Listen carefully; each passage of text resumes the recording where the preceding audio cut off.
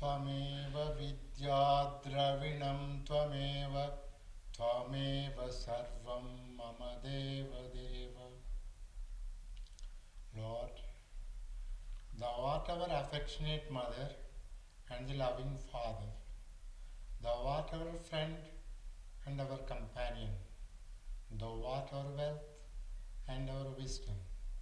Thou art our everything. Om Shanti Shanti Shanti.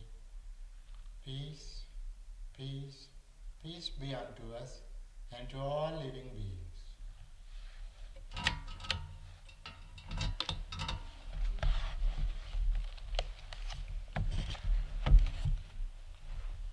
This morning, the subject for our study is Sri Chaitanya, the lover of God. To those of you who have read Sri Ramakrishna's life and his teachings, the name of Chaitanya must be very familiar. In the history of Indian religious life, Chaitanya stands as one of their great prophets. In the Gospel of Sri Ramakrishna, we come across his teachings over and over again. What does he represent? He represents to us the love of God. In our everyday experience, in our studies, in our contacts with people, we learn something about love. The love that exists between a man and a woman, between parents and their children, among friends. This we see, we hear, and we experience. We read a variety of books where these are extolled. Beautiful presentation, idealistic representation of human love comes to us through literature. And sometimes we also read about the love people cherish for nations, for their country, for their people. We read about the love for an ideal for which people are willing to sacrifice their whole life. These are interesting. They are more sensible. Then we can understand a little, because the path that is chosen and the object towards which the love is shown is clear to us. Here, when we read or talk about the love for God, it seems to be a road which has no end, no termination. We have to go on and on forever. The great teachers of the path of devotion tell the love for God is an end in itself. It doesn't take you anywhere, just like some roads which you may walk and find joy in the walking itself. Not that you are going to reach some particular destination. Try to enjoy the walk itself. That seems to be the way in which the love for God is represented. The great teacher called Narada, who wrote a small book of 85 aphorisms, describes the love for God in short and very powerful statements. And he says it to be something of extraordinary love. In its intrinsic nature, divine love is nothing less than the immortal bliss of freedom itself, which comes unsolicited by the grace of God and by self-sacrifice. Gaining that love, a man realizes his perfection and divinity and becomes thoroughly contented There is nothing more for him to seek. Attaining that love, man has no more desire for anything. He is free from grief and hatred. He does not rejoice over anything. He does not exert himself in furtherance of self-interest. Realizing that, man becomes intoxicated and fascinated, as it were, because he is completely immersed in the enjoyment of the bliss of the Atman, the truest and the highest self. When Christ gave his commandments, he said, "You should love the Lord with all your mind, with all your heart and all your soul." That is the first and the biggest order he has given to us. The Sufi saints were never tired of drawing our attention how we should love the Lord. When we read the Bhagavad Gita, Sri Krishna continuously tells, "Quickly I come to those who offer me every action, worship me only, their dearest delight, with devotion undaunted. Because they love me, these are my bondsmen, and I shall save them from mortal sorrow and all the waves of life's deathly ocean. Be absorbed in me, lodge your mind in me, thus you shall dwell in me. Do not doubt it, here and hereafter." When Sri Ramakrishna was giving his message, he said, people can become crazy about anything on earth. They are interested in money and family and possessions. But if you have to become so mad for some objectives in this world, be mad for the love of the Lord. He went even so far as to say, it does not matter whether you believe that Krishna was an incarnation or whether you believe in any incarnations at all.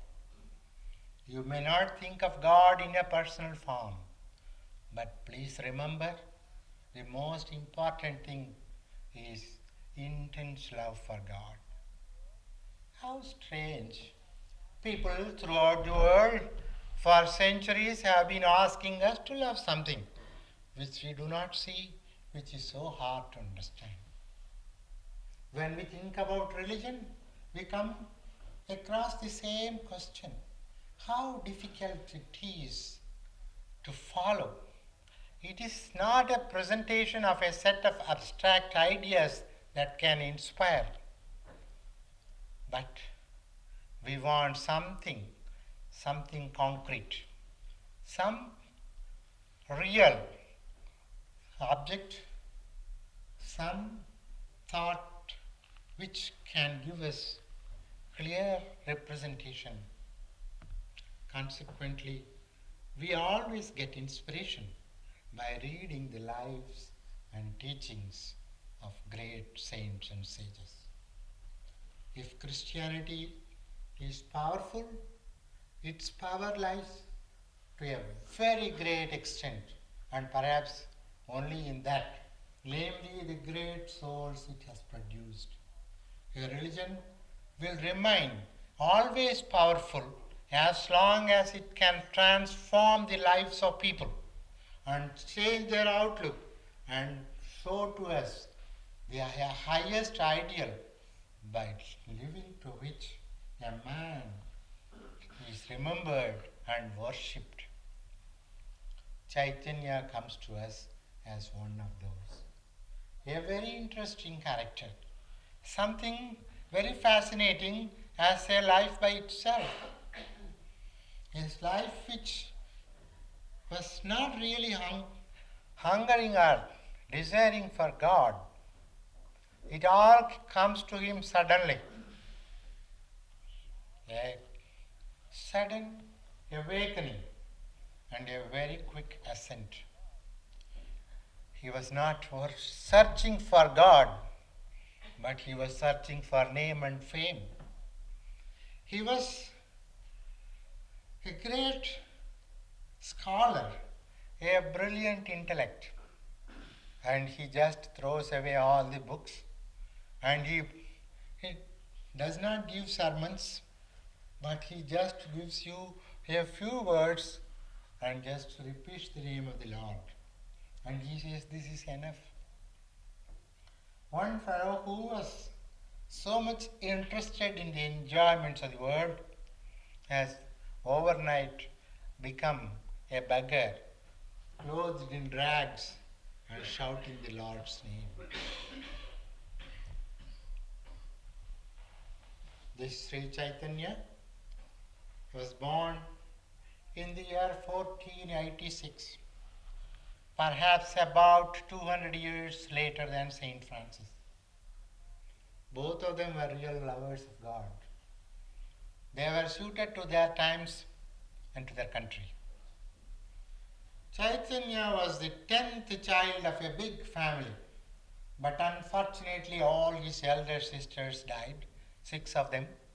He had only one brother and he was alone. When he was born, his brother had already attained 16 years, had studied the Hindu scriptures, and the Hindu scriptures you must be very familiar. Vedanta tells a fellow who never tries to realize the Atman is a fool. He is committing suicide because the purpose of life is to realize the Atman. So Chaitanya's brother took it up seriously. Oh, if it is so, then what is the use of my living at home? Let me go and find out that Atman. So he renounced the world and went away. So when Chaitanya was born, the parents were hoping this child will be with them all their lives. Chaitanya was called as a child Nimai. That was their pet name, and the whole village called him with this Nimai. Nimai was very handsome, very charming, and very restless and bubbling with energy. And so when he was 5 or 6 years old, his time was fully occupied. Many of us cannot think of a saint who was a mischievous child, but at least Chaitanya was like that. Nimai's pranks were endless. He found delight in teasing, and he was always bent upon some mischievous prank. So he was a well-known child throughout the village.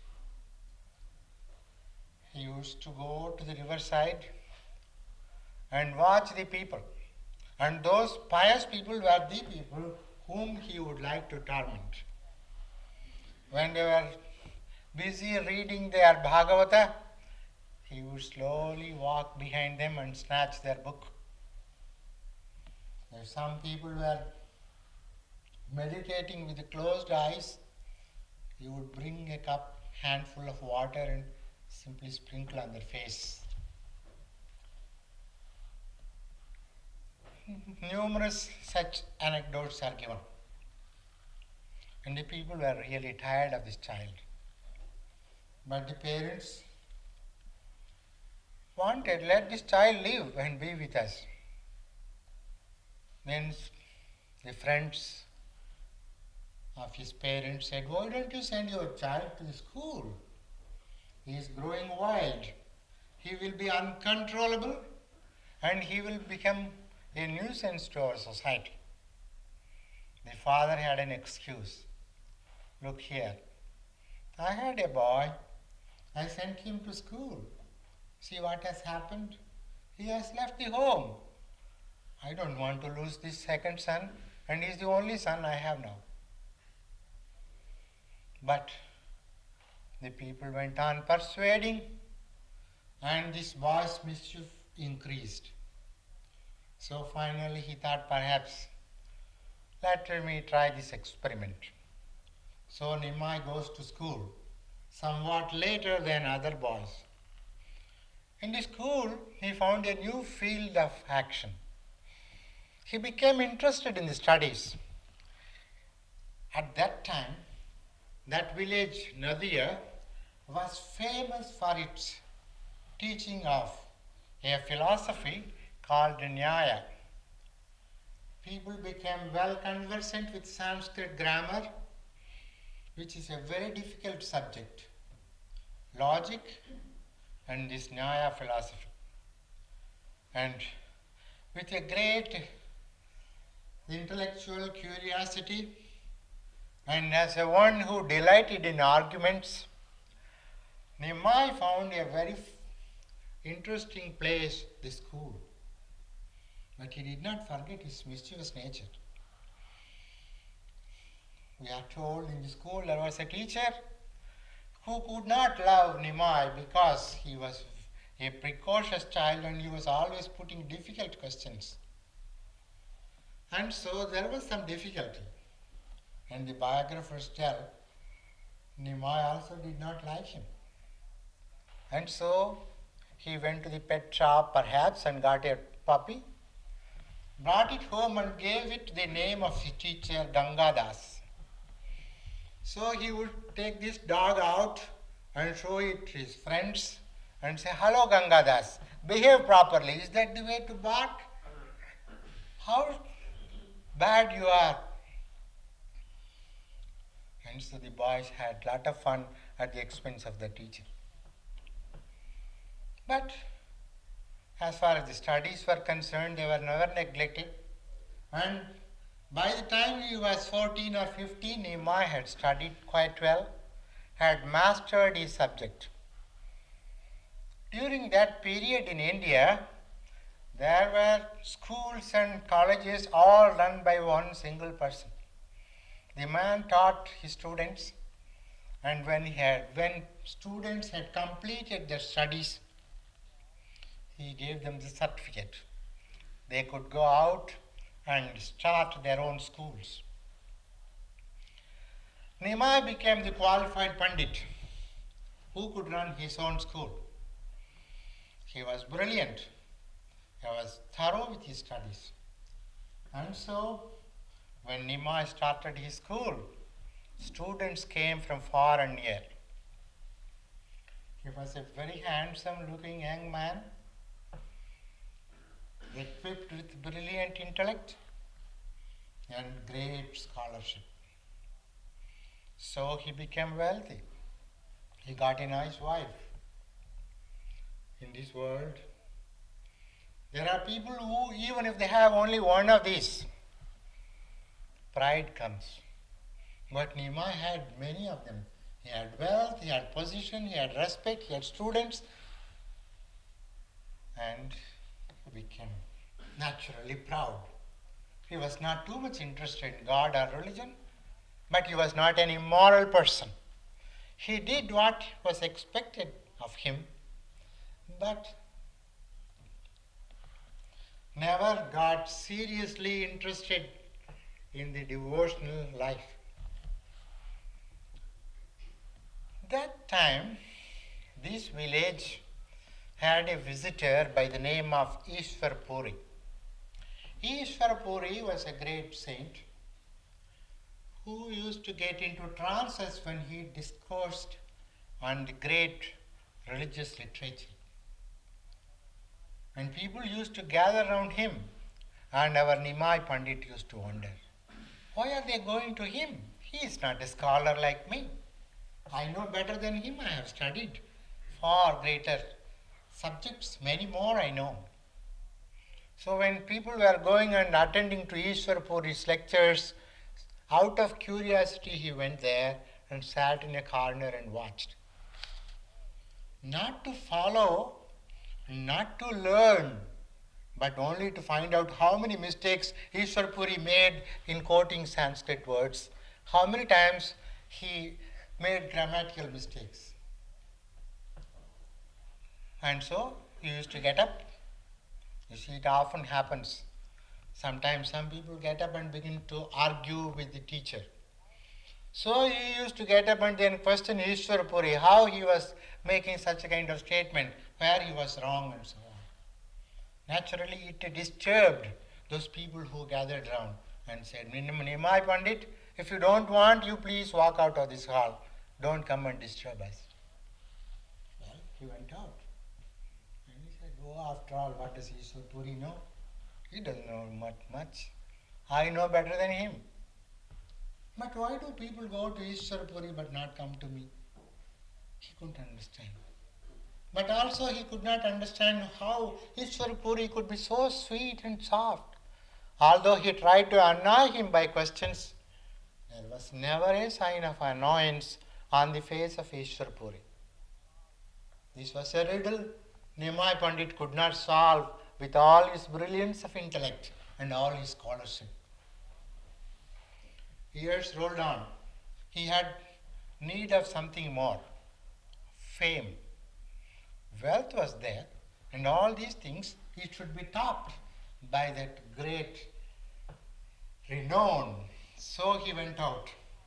He visited different cities, met the scholars, argued with them, and won the laurels. This took perhaps about a year or so. He got many presents and was considered to be the greatest Nyaya scholar in that part of India. So he returns home with all this, and there he finds his wife is dead. Just a few years ago he had lost his father. Now the wife had left the world. It was a shock. He felt it. And so the mind started to wonder. After all, in spite of all these earthly possessions, man gets sometimes knocks, painful experiences. Well, people said, Nima, you are quite young, you are only in your 20s. We can find a good, nice, sweet girl. They found a second wife for him. He was married. But he said, Mother, I should go to Gaya, the most important place of pilgrimage in India. And so he started. It must have taken about 10 or 12 days. There were no wonderful conveyances, no trains, no automobiles. To walk and walk a distance of 100 or 200 miles was the order of the day. Nimai walked and slowly his health broke. He got fits of fever. In this condition, when he was very close to Gaya, one day he was resting with high fever. And whom did he meet there? Ishwar Puri was there. To see this very Pandit there, and in his condition was something very strange. Ishwar Puri came to him with all affection. Nima, you look so sad.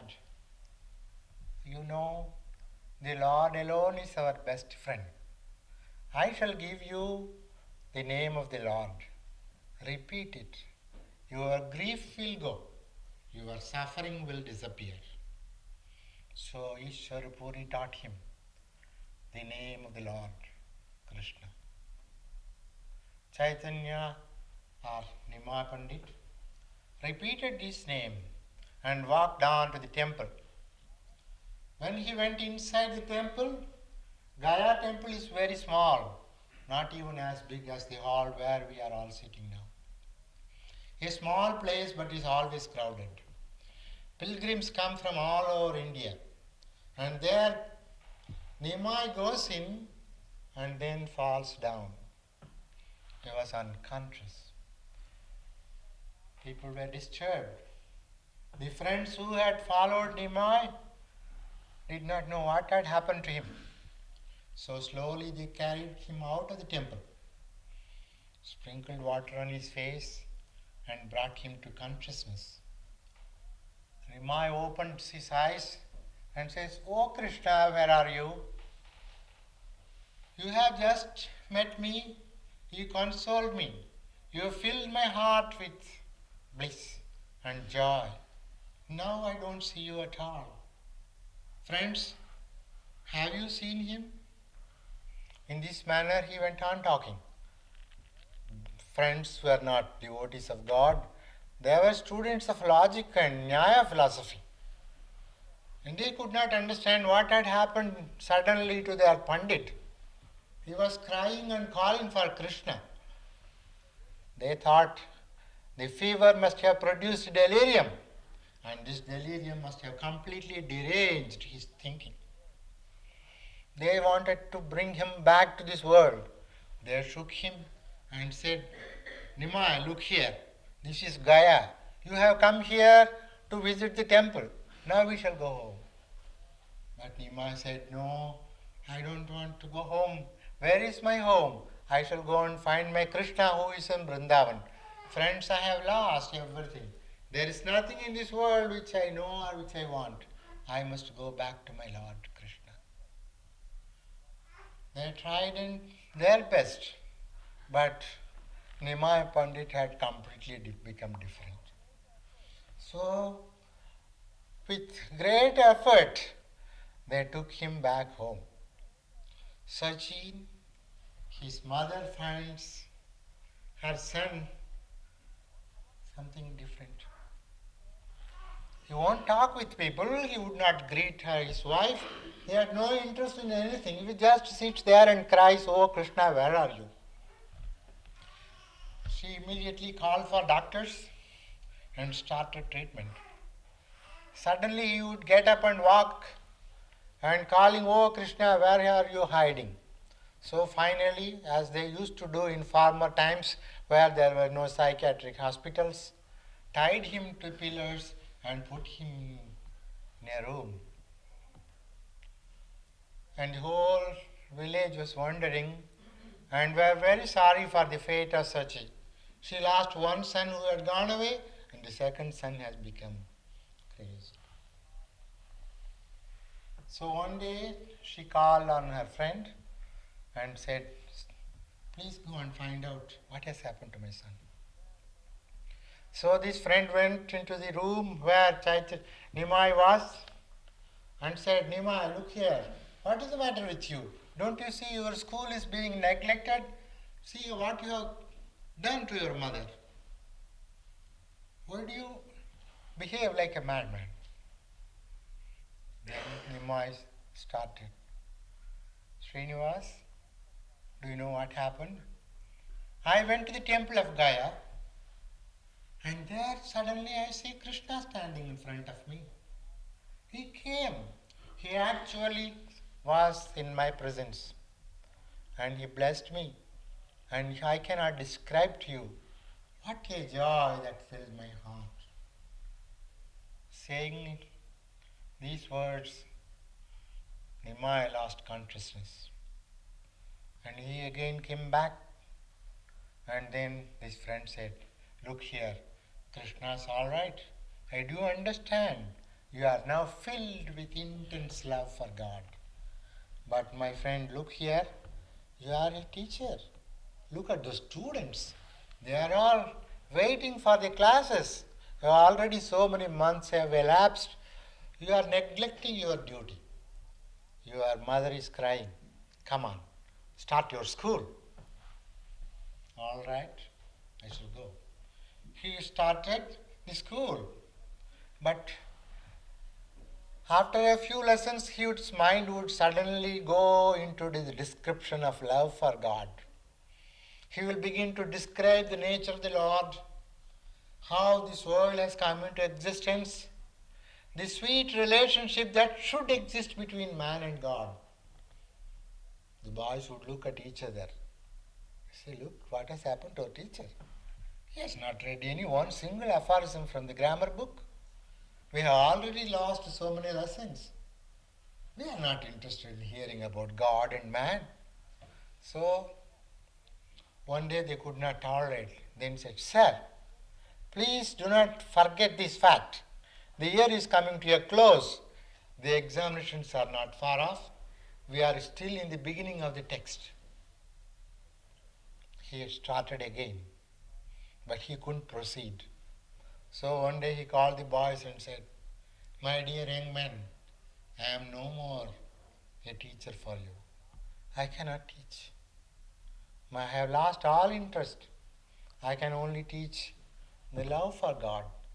Come on, let us join together and sing the Lord's name. And so Nimai began to sing the Lord's name with intense fervor, and the whole village came running. And so, from the state of a scholar and a pandit, Nimai became the leader of a choir, the leader of a party of musicians who went round the streets of Nadia repeating the Lord's name. Of course, music is the one means by which to hundreds and thousands of people religion comes to them. People can completely forget themselves when they listen to music. And particularly the Lord's name, repeated by a man who had known God, comes with a terrific power. People could not resist following Nimai and go around. But Nimai had no set time. He would start in the early morning and he will do it 12 o'clock the midnight. People found it was becoming an extremely troublesome factor when 10 or 20 people shout at the top of their voices the Lord's name. The Lord's name may be all right, but they want to sleep. So they began to complain, and he said, Nimai, you stop your singing. But he could not. On the other hand, his party became more and more powerful, more and more big. 20s become 40s and 60s and 80s. He felt this great discovery, the discovery of the power of the Lord's name, must be broadcast. It was not meant for the orthodox Brahmin people, but it should go to everybody, to the cobbler and the potter and the blacksmith and the carpenter. Those people who were working in the farms and the fields, they could never go to a church and listen to sermons. They were not intellectually equipped to understand the Bhagavad Gita and the Upanishads. They could be approached only by simplest form of religion. What is that? Chanting the name of the Lord. Chaitanya thought, how shall I do it living as a Brahmin Pandit? They won't come to me and these people won't allow. Our society is such, with its class consciousness, will never permit me to mix with these downtrodden people.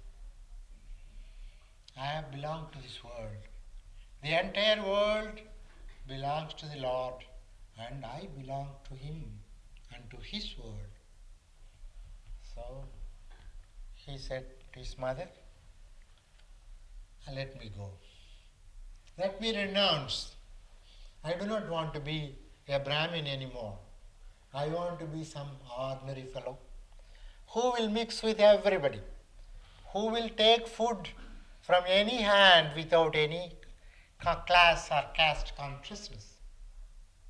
Mother, let me become a sannyasin, a monk. You can understand how such he felt. What an irony.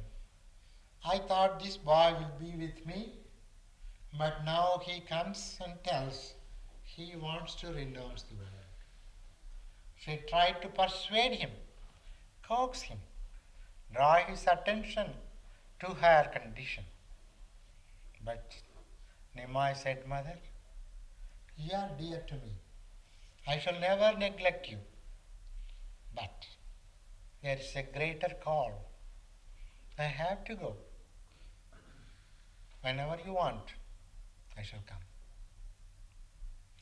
So Sachi Devi gave permission, and Nimai went to a teacher and became a Hindu monk and got the name of Sri Krishna Chaitanya, and thus he is known to the world more as Chaitanya. Chaitanya's now one purpose in life was to carry this message, the simplest form of religion everywhere. He was only 24. He started visiting villages, visiting those quarters where simple folk lived, and told them, repeat God's name. That is enough. Don't feel sorry that you are not born in a higher caste. Don't feel worried that you are not having the scholarship to understand the scriptures. Repeat the Lord's name, and it will wash off every sin you might have committed in your life. It will make the mirror of the heart clean and perfect. It will purify. It will take you to the Lord. If you want me to tell you how you should do it, there are two instructions.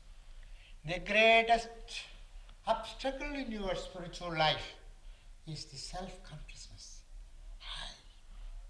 So, in order to this pride that comes to all of us, not only to me because I was a great scholar of Nyaya philosophy, but you even ordinary folk. So be humbler than a blade of grass. Be very humble. Perhaps you can recall how in Christ's words the Beatitudes are just reflecting these ideas. And then in this world, the next big obstacle are hardships, difficulties, sufferings. So he said, be patient, be forbearing, accept them as if they are all gifts from the Lord who wants to trust you and to try you. If you just hold on to this one simple approach with faith and devotion, if you can repeat the name of the Lord, everything will be set right. The Gita has told that. Sri Krishna gives this assurance. Those who take refuge in me, I shall protect them. I shall remove all their hardships. So, this is his message. A very simple instruction. And that instruction coming from such a powerful person like Sri Chaitanya really went like a great fire, spread whole of India and roused a new religious interest. He went to different sections of India preaching this simple message, the message of love for God. That was his mission. He met scholars, and all his scholarship, his powers of arguments, and his natural brilliance of intellect were never used with ordinary people, but they were used as weapons to fight with those arrogant pandits who were preaching their ideas were alone correct. After going about for 6 years, he at last reached the famous city of Puri, that place which even today draws thousands of pilgrims every day. Chaitanya went.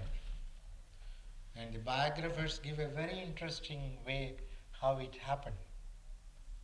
You know, this man, with his constant thought of the Lord, had caught into a new condition of consciousness.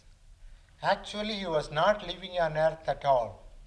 His whole mind was filled with Krishna, the Lord whom he worshipped, the only form in which God became real to him. Whatever that was connected with the life and teachings of Krishna, that's all he could see. A new world. The Krishna world was alone real to Chaitanya and not this material world.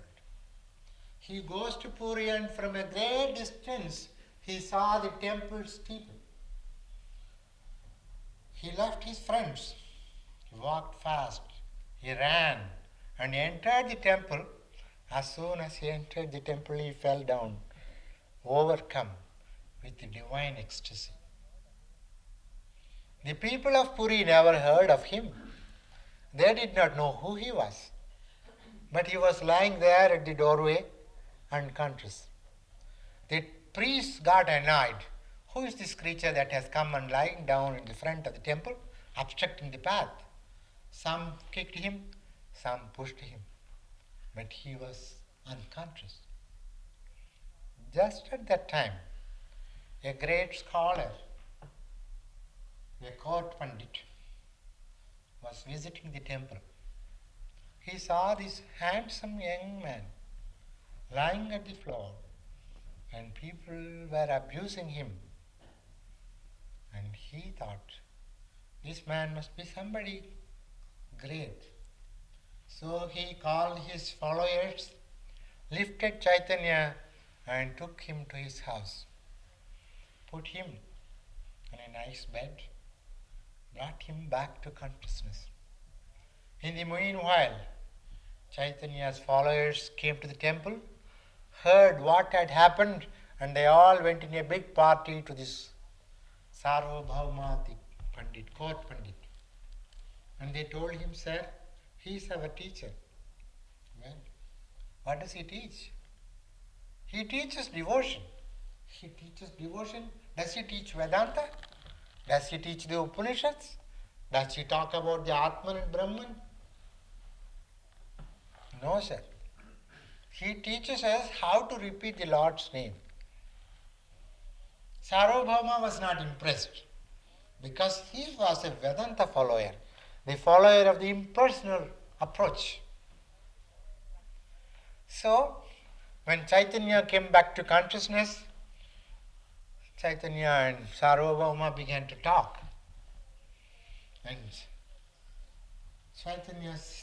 Sarvabhauma said, did you ever hear the Brihadaranyaka Upanishad?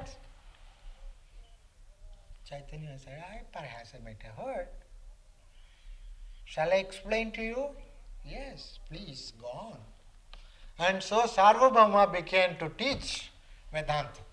He began to explain how Brahman alone is the ultimate reality, how there is that oneness is to be sought. He discoursed day after day. Chaitanya was sitting there listening to him.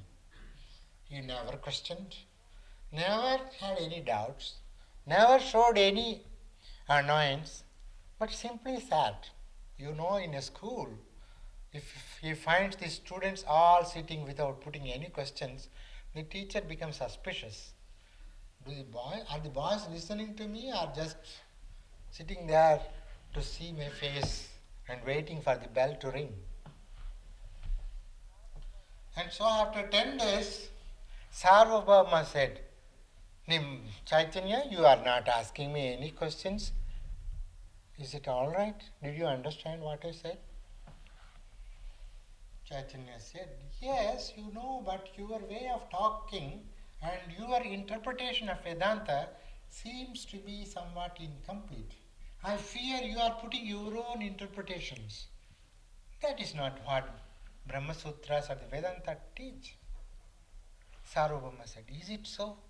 Can you explain? Yes. And then he began to explain in a new light. The Absolute or God is not without qualifications. God is Ananda. Don't say he has got no attributes.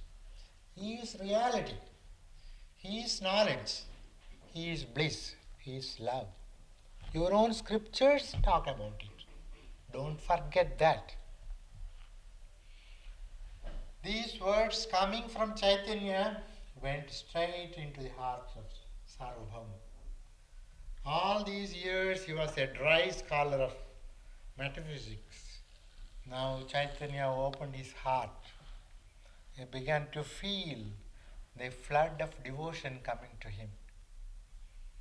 Chaitanya brought a transformation in that great scholar of Puri, and Sarvabhauma remained a completely transformed, great devotee and a wonderful follower of Chaitanya.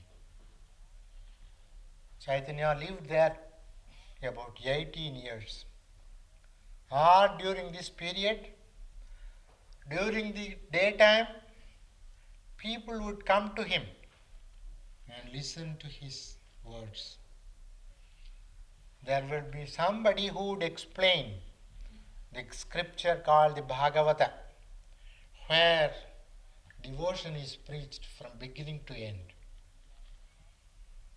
Chaitanya would spend the other part of the day in prayer, in meditation. There was no night for him. The whole night was spent in deep contemplation. He would get into ecstatic fits, and suddenly he would get up and wander about. He would go into the garden, he would go into the cowshed, he would go to the ocean, searching for Krishna. This constant search for Krishna and this thought of Krishna filled him.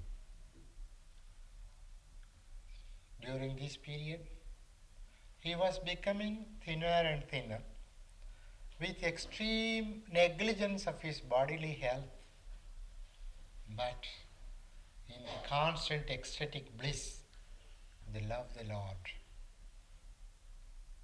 He was only 48. There came an end. How did he die? Nobody knows. Nobody got his body. One day they found Chaitanya disappeared. Stories are there, different kinds of versions. Whatever it may be, whether he disappeared with his whole body, whether he got himself merged in the temple with the deity, or whether he fell into the ocean and his body was not recovered, nobody has any explanation. Chaitanya, his body left the world. But he lives.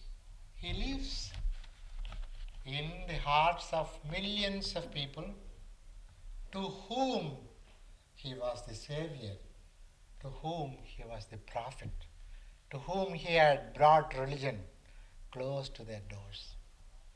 With this wonderful presentation of love for God, he just really created something new in India. He was really a wonderful example where divine nature mingles with human nature. This love for God did not make him run away from this world, but live with the people and rouse their dormant spiritual nature. People got the inspiration, and his prayers were all formed in the same simple manner. He taught the people, as I told you, these are the three things which you should have. Forbearance. Forbearance to all the inconveniences and sufferings of this world. It gives you strength, and by strength alone we can attain God. The Upanishads tell, the Atman is not realized by people who are weak, have forbearance. And the next is, be humble.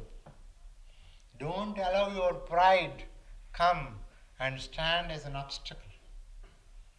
And if you pray to the Lord incessantly and constantly, every sin you might have committed in this world will just disappear, will be burned to ashes, and you shall reach Him. Backed by the great quotations of the Bhagavad Gita, backed by his own burning enthusiasm of divine love, Krishna could bring spirituality to this world. Sri Ramakrishna constantly brought Chaitanya's name in the course of his conversations. And we in the Vedanta Society always repeat his famous prayer and his famous song of advice. Chant the name of the Lord and His glory unceasingly, that the mirror of the heart may be wiped clean, and quench that mighty forest fire, worldly lust raging furiously within. So, if we really seek the Lord, and if we accept the wonderful teachings of the great prophets who had insisted on that only by purity of the heart you shall realize God, Sri Chaitanya says, yes, but you can purify the heart by repeating the Lord's name. Om Asato Ma Satkamaya Tamaso Ma Jyotirkamaya Mrityor Ma Mritangamaya. Om Shanti Shanti Shanti. Lord, lead us from the unreal to the real, from darkness to light, and from death to immortality. Peace, peace, peace be unto us and to all living beings.